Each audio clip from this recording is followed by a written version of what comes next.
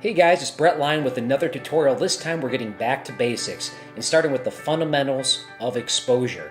The basics of exposure are something that every cinematographer and videographer must grasp if they're going to truly understand the concepts of making good images. Now what we will see is that exposure comes down to a balance of 4 key items. Each of those 4 items have their own characteristics that we will discuss. But to keep it as simple as possible, just consider exposure light. All that we are talking about is light, specifically how much light is coming into the camera's sensor. So let's take a look at those 4 items. Aperture. Aperture is the size of the opening within the lens. Obviously, the larger the opening, the more light comes in. The smaller the opening, the less light comes in. Aperture is measured in f-stops. The letter F, followed by a number, describes what is known as the f-stop to tell you which aperture we are talking about. Now, one of the confusing things about aperture is that it seems kind of backwards. For example, f32, being a large number, is actually one of the smallest apertures. And f1.4, which seems like a small number, is actually one of the largest apertures. One of the biggest parts about aperture, other than the amount of light that is coming into the lens, is that it will specifically affect your depth of field. If you look at these little pictures above it with the man standing next to the mountains, you can tell the smaller the aperture, the more that's in focus. That man and the mountains are all in focus, meaning you have a great range from your foreground to your background being sharp and in focus. But when you open up to a large aperture, such as f1.4, you can see that you have a specific focus of the man in the foreground, but the background of the mountain is almost entirely blurred. You will notice in a lot of films the shallow depth of field that makes something look a lot different than, say, something shot on your iPhone. Now going to shutter. The speed of the shutter, as it opens and closes rapidly in front of the sensor, also affects how much light is coming in. The quicker the shutter speed, the less light comes in. The slower that shutter goes, the more light comes in. Fast shutter speeds, such as 1/1000, are known for getting very sharp images with little motion blur. Now, this may be something that you see in sports, where you want to see very sharp frame-by-frame detail. Slow shutter speeds lead to a bunch of motion blur, and sometimes that motion blur is actually artistically sought after.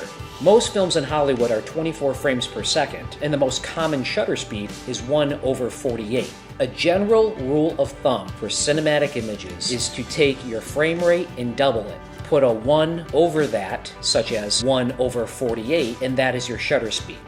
If your camera can't do exactly 1/48, that's okay. Many do not. Just choose the closest one to that, such as 1/50. Moving on to the final item is ISO, or ISO. Think of this as sensitivity of the camera's sensor. The lower the sensitivity, the harder it is for light to get onto that image. The higher the sensitivity, the easier it is. Think of it as absorbing that light. Now, one of the downsides about ISO is the higher it goes, the more noise comes into the image. And we'll show examples of this coming up. As a general rule of thumb, you want to shoot as low as possible with the ISO, or even with the native ISO of the camera.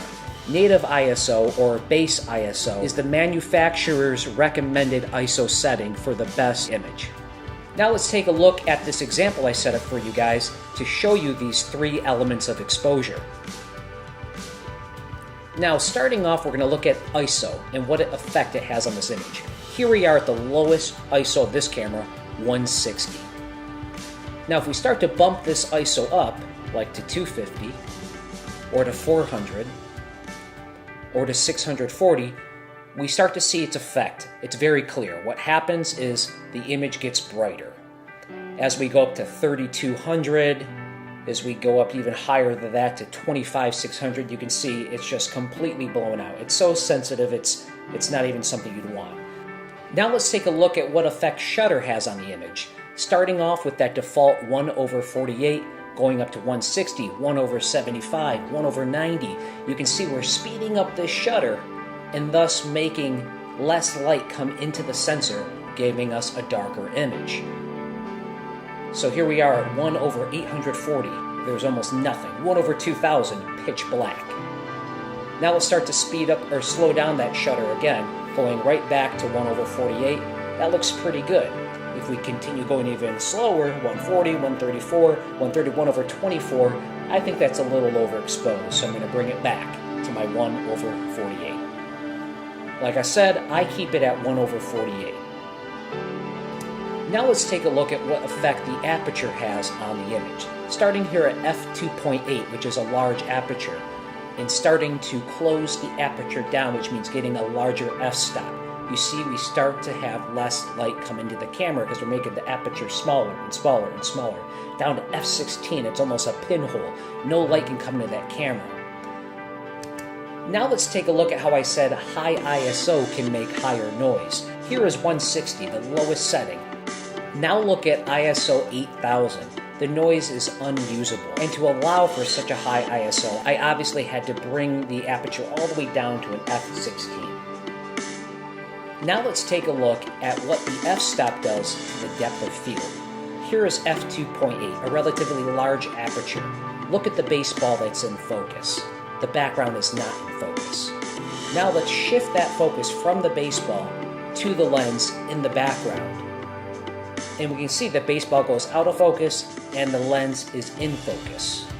That's a shallow depth of field. Now let's bring it back to the baseball. Baseball goes back into focus, lenses are out of focus. Let's compare that to a very small aperture like an f16. Here you can already tell the foreground and the background look pretty much the same in terms of being in good focus.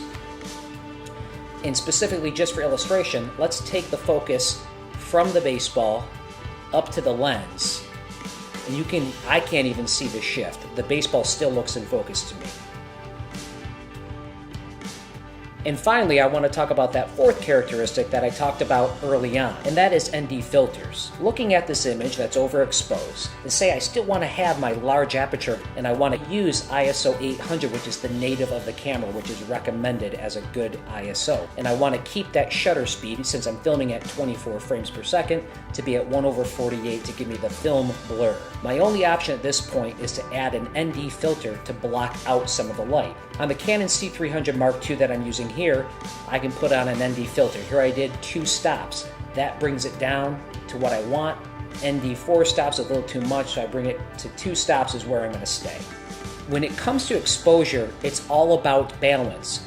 And it's all about knowing which of those 3 characteristics are fixed. For example, I may want that shallow depth of field and demand that I'm shooting wide open on my lens at 1.8 or 2.8, whatever the largest aperture is on that lens. And as a consequence, depending on the lighting situation, such as daylight, I may be letting in way too much light. And I don't want to turn up that shutter speed to a really fast shutter speed and start to get something that's too sharp and doesn't have that filmic blur. And say my ISO is already down as low as it can go. The only option at that point would be to add a neutral density filter. And even if your camera doesn't have one, you can buy them for cheaper. You screw them onto the lens or even drop a general size in front of a matte box.